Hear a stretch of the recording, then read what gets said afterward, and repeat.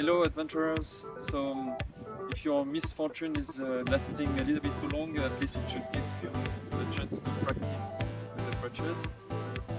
So I want to show you today how to walk a little bit faster and jog. So the first step is to hop a little once between the drop of the crutches.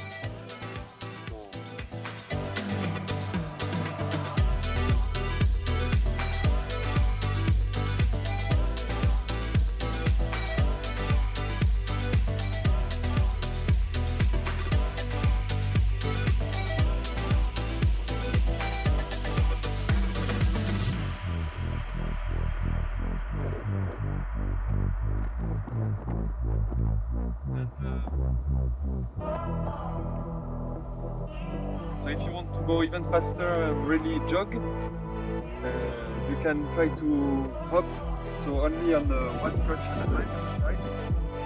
So to practice at the beginning you can do while standing. So you hop with the foot together with the crutches, like this.